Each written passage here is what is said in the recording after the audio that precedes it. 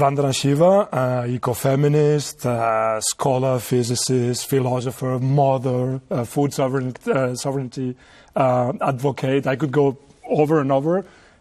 You are many things. Anyways, welcome to Terrícoles, welcome to Earthlings. My pleasure to be here with you, Vincent. And I think it's a good setting because we have planets, we have the Earth, and you have this, let me start with that, with this holistic approach to the problems that we're facing in humanity in the current days.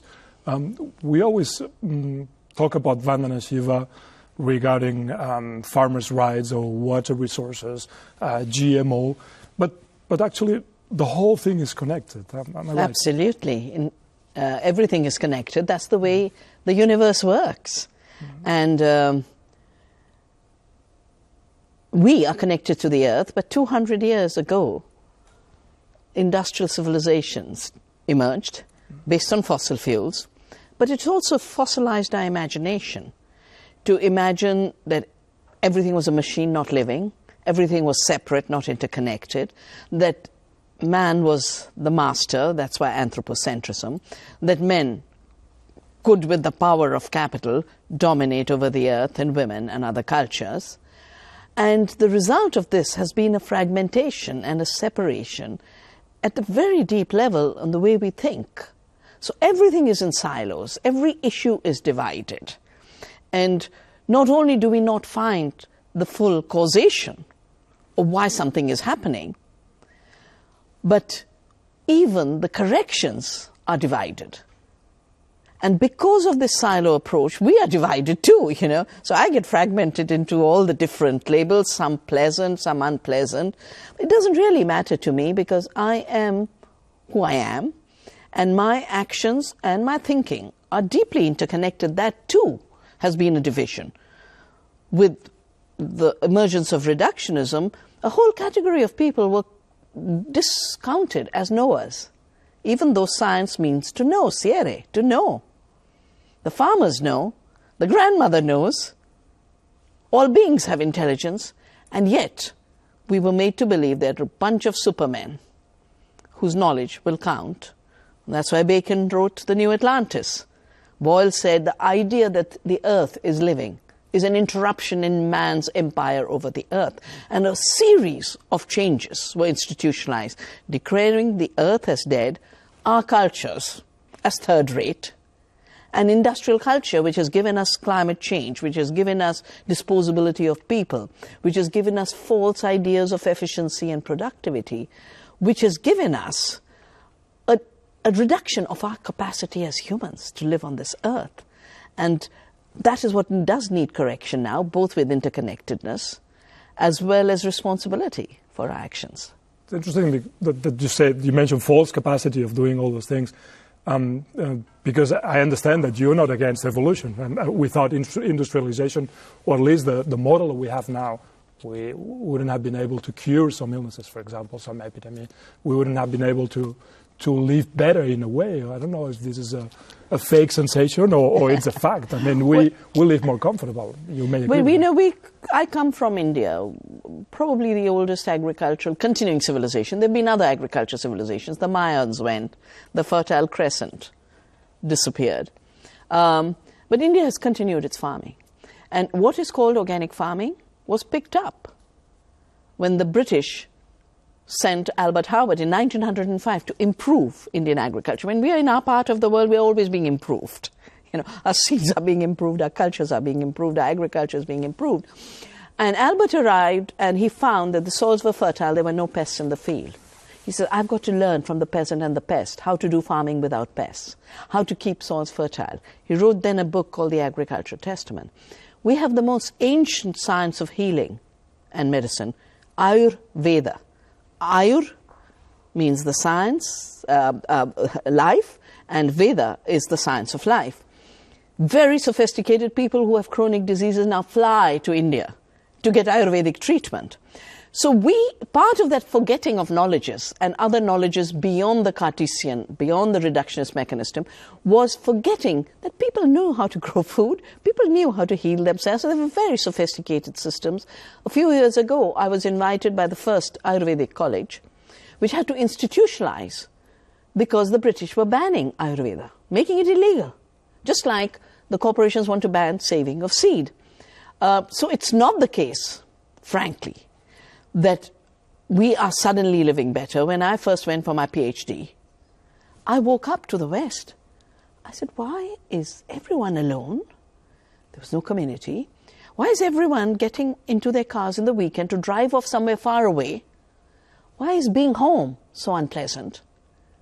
And I then started to appreciate so much more of the communities we have, of the being together, the ability to live as an earth family and to live as a human family with all our diversities. That is what is at a very deep risk of threat, not just the ecological planetary threat, but the human threat of hate and fear and division now reached, it's reaching into our political processes, into the representative democracy. We just have to see what happened with the US election.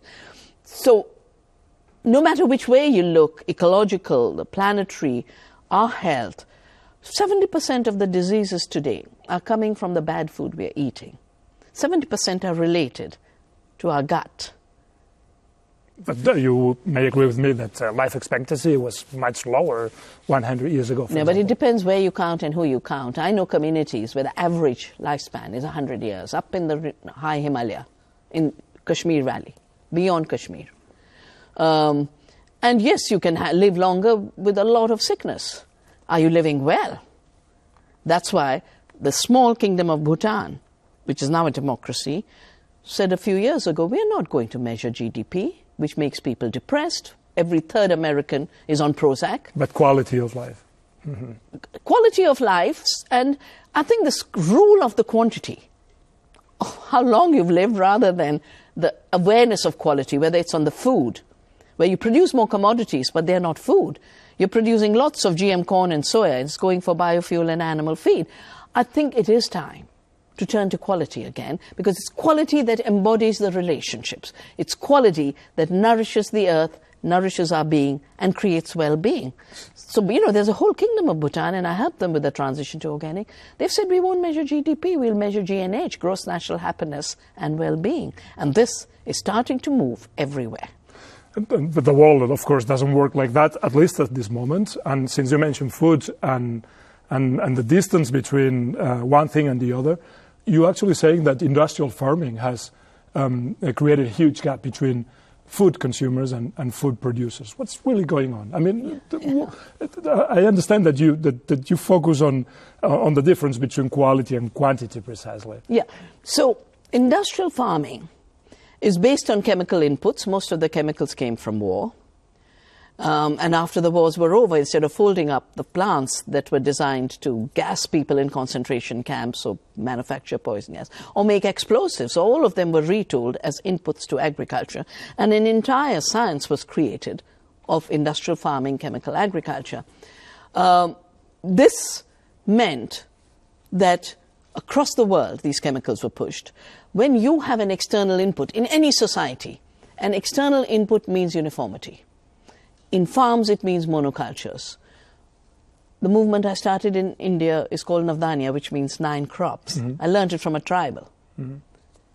What are we growing in the world? Corn, soya, canola, cotton. Rice, potato. Rice, wheat, that's it. Mm. But when you think of all the crops that people have eaten, this is absolutely, we used to eat 100,000 plants till all this industrial farming started, which reduced our diet to these 3 or 4, then took that diet and turned wheat into a gluten-causing product. In fact, my favorite company patented an old Indian wheat, which I had to fight in biopiracy. Mm-hmm. It has turned food into not only the biggest threat to the planet's life, it has turned food into the biggest threat to our lives.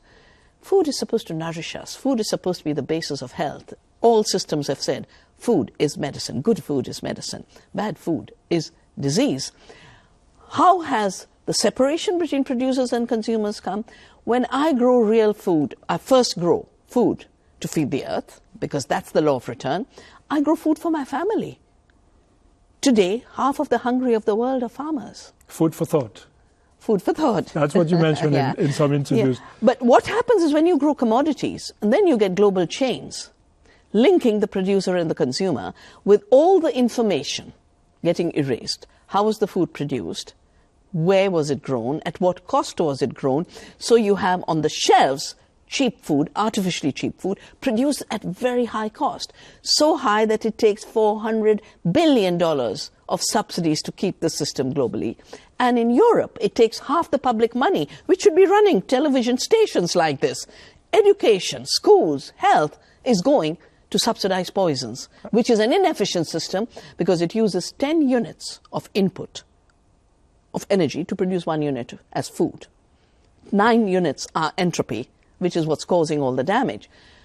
Our work has shown that the more you intensify biodiversity, the more you intensify ecology, we can actually feed 2 times the planet's population with real food, real quality, but there the quantity you measure is nutrition, not the yield of a commodity.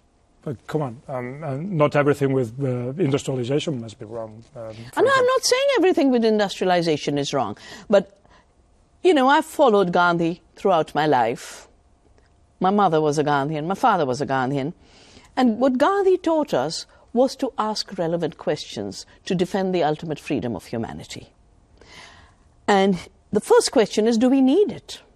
The second question is, in his time, what does it do to society? Which is why he pulled out the spinning wheel as a symbol of our freedom.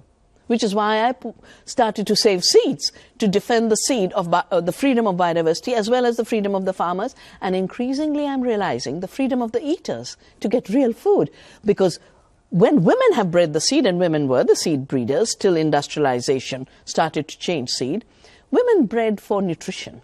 Women bred for resilience. There might be a drought.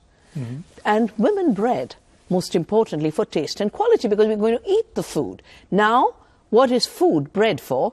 To put in chemicals, which is the chemical GMO herbicide right. tolerance. Mm-hmm. But even the high-yielding varieties are only bred for chemicals, which is why the United Nations had said, don't use the term high-yielding variety, use the term high-response variety, because it's been designed to respond to more chemicals, because selling more chemicals was the actual objective. Part of the whole business. It's basically about, I call it now the poison cartel. And the poison cartel has reduced to Bayer merging with Monsanto, Syngenta merging with ChemChina, and Dow merging with DuPont. And I think every citizen in every society needs to ask, do I want the food I eat to come from 3 poison makers who have so much power they can undo every government decision, every regulation, they can lobby at levels where every safety of citizens and every safety of the environment is violated. We have laws for all this. We have biosafety laws. We have health safety laws. And in the last 20 years, as these giants have grown, you can see the violation. I have to deal with this all the time in legal cases in my country. Since you talk about legal cases, there is a huge debate on how to demonstrate that those things are wrong. I mean, sometimes scientists have reports that say one thing and other reports that say other things. Take, for example, the colony collapse disease that affects bees. The scientific community is not deciding, is not really coming up with one simple reason. Some people say this is because of pesticides. Some people think that it's because of other things. I'm surprised that you focus so much on activism and not so much on scientific evidence. No, my research on agriculture, beginning with my book, The Violence of the Green Revolution, which I did for the United Nations, was largely because Punjab, the land of the Green Revolution, which was given a Nobel Peace Prize for introducing chemicals to Indian farming, had become a land of war. That changed the paradigm of agriculture. My Monocultures of the Mind is a scientific document about how biodiversity produces more. It changed the paradigm of putting monocultures at the center and realizing how important biodiversity is.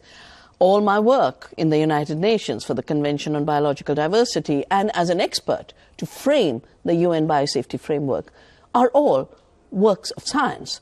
But I also believe that people have a right to knowledge, people have a right to act, and all of us have a duty to inform what we know.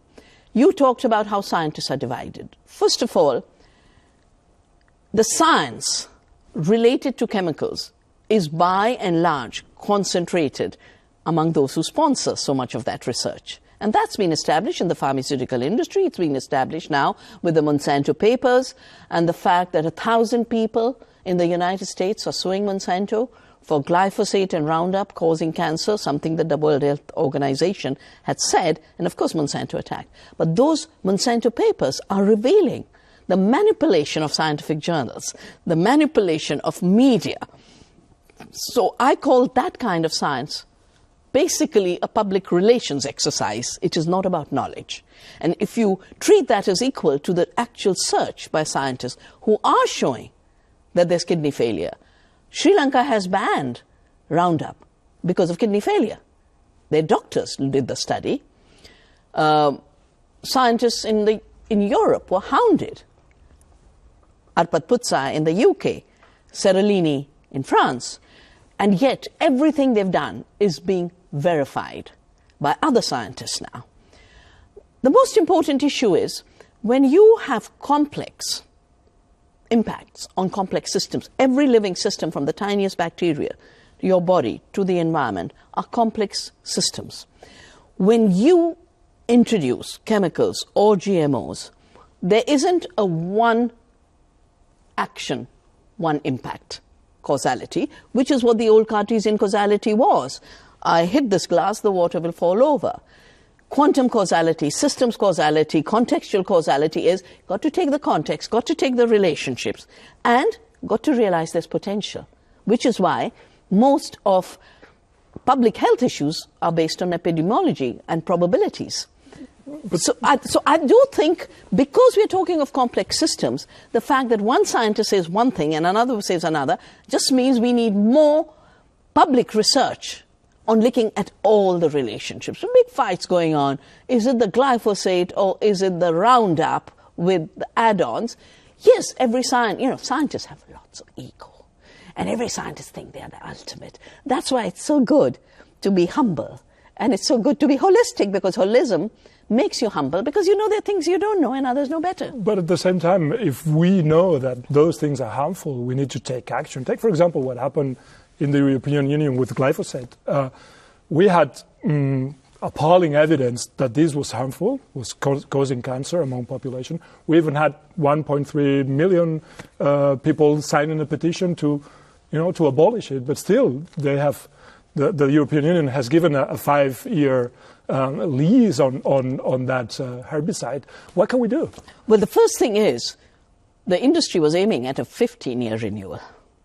And the fact that they had to come to 5 was because countries like France and countries like Italy said 3, because that's the kind we need for a transition to help farmers move away from this addiction to a broad spectrum killer of plants. You're telling me that we still have to die 5 more years, in a way? No, you don't, because those countries aren't giving up. And it's also known that the vote shifted through the interim government. It wasn't a full government in Germany. Just like you have a flux politically in Catalonia, you have a huge flux in Germany, and the caretaker minister gave his vote. So I'm sure there'll be challenges to this when finally a parliament is formed. And this is not going to go away, but most important issue is this. Yes, we need to know what chemicals are doing. We need to know what toxics are doing. We need the corporations that are doing the destruction to finance public systems. This is a typical polluter pays issue, because why should the public bear the cost of finding out what does glyphosate do, what a GMO do? This should be assessed for safety, as we have assessed for royalties and mining and everything else. Here they get away for free, doing all the harm, then manipulating institutions. My 25, 30 years of working in agriculture has shown that corruption of regulatory agencies is the only way these companies get their decisions made. When they're working independently, where the regulation works honestly, society works democratically, they don't get their way. So they were caught bribing the Indonesian government, 175,000 officials, to get a GMO cleared. I have just written an input for the Competition Commission of India, which is looking at the Bayer-Monsanto merger. Every line in that application is false, including saying Monsanto has sold off its business to a company that was created 4 years ago with a 2,000 and less 2,000 euro capital. Now, how does a new company, born overnight, suddenly buy Monsanto? It's only to get through the whole issue of competition. And one of the reasons is Monsanto has become such a dirty name now. We did a Monsanto tribunal 2 years ago in The Hague. It's become such a dirty name in Argentina, in Brazil, in the United States, in Canada, in Africa, in Europe, that part of this merger is to wipe out Monsanto's record. Now, we've seen with the buying of Union Carbide by Dow, one of the things that happened was they wiped out liability. Those cases are still going on in India and internationally. The Bhopal, the Bhopal tragedy. They erased the liability. As it is, the corporate form, which started with the East India Company, was based on limited liability. It's not that we didn't have businesses before. It isn't that we didn't have people who make money before. But the limited liability corporation said, I make the money, it's mine. If I lose, society bears the cost. So it was socialization of cost. Now they're reaching a stage of zero liability with freedom to harm the planet and people. That's why these mergers are a wake-up call. And the deregulation through lobbying. There were 80 lobbyists of Monsanto sitting in Brussels. It's clear that you influence public opinion, eventually governments, but have you ever thought about going into politics? I have always thought about never going into politics. Why? For three reasons. I believe there are all kinds of power. And elected leaders have one kind of power. But I believe as citizens we have other forms of power. I believe women have their own kind of power. And I don't think it is right for us to reduce power only to the electoral process, which is anyway in deep crisis today. The second is, given how married electoral politics has become to big money, and we were just talking of big ag, the big poison makers, I watch people in Parliament who stand for the public good, having a lonelier and lonelier voice. And the third reason, where I just don't want to be in this narrow political process, is there's an earth democracy that is inviting us to practice a deeper freedom. And that needs a freedom. It needs not being locked into very, very narrow ghettos. But if we have an imperfect democracy, what's the alternative? The practice of democracy, deep democracy. What you call the real life. Democracy. The real democracy. The practice of democracy in making a decision about making a clear choice between knowing how your food was grown and making sure you eat healthy food. That is food democracy. And that's why you say that eating is a political act. It's a hugely political act, and the more research I do on this, I realize it's the biggest political act for protecting the planet, the biggest political act to protect society, the biggest political act to protect our health. And people have been made, just like people's knowledge was devalued, women's knowledge was devalued, food was devalued as a footnote to existence. And that's what we need to correct. Food producers and farmers have been devalued. That's why everywhere they're being wiped out. If we change the food system, it would have definitely an impact on, for example, food producers, farmers. You have fought for farmers' rights, for example. But what about cities? Take Barcelona, for example. Is it realistic to change the way we conveniently go to a supermarket? I don't think you like supermarkets that much. Well, I've grown up in a country which had no supermarkets, and we had better food. What should we do? And, we should move back to still a very small part of the global food system. Even today, 70% of the food people eat in Africa, Latin America, other places, comes from small farms. So let's not put the supermarkets in a bigger role they have. India has just had Amazon enter, and the reason Jeff Bezos beat Bill Gates was because of India, entered the market. I'd rather have the vegetable vendor come to my doorstep, sing in the morning to wake me up. That's the true convenience, because it's a convenience with community. I think the false idea of convenience that went with the toxic culture is what is enslaving us. The farmers of Spain who don't want to give up glyphosate have the convenience of killing. It's when you could do better agriculture, which doesn't allow weeds to dominate your farming, just as good agriculture doesn't allow pests to dominate your farming.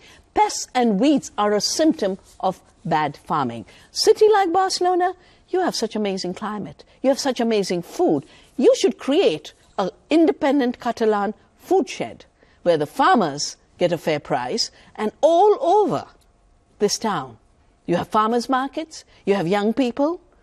I build the Earth University where I get young people always coming to say, I want to be a farmer. They're PhDs in string theory wanting to be farmers. They're management graduates. They're finance speculators, realizing at the end of the day, you need meaning in life. And you do need good food. And if only through community building and through democracy, we could facilitate this transition. And if we don't, what do we have? 75% destruction already, a little increase in industrial food, we have a dead planet. 75% of the chronic diseases coming from this bad food system, and there's an epidemic in non-communicable chronic diseases, whether it's diabetes or hypertension or cancer. We have already a sick population. We have 1 billion people without food, and half of the young children obese for the same reason. Give another 20% to this system. So not only an individual choice, but also collective choice. Because some people cannot afford to buy, for example, ecological products, at least now. So why is bad food cheaper? Was it cheaper to produce? No. It's the most costly thing to produce. With the chemicals and the compulsory mechanization and the forcing of animals in large numbers in factory farms.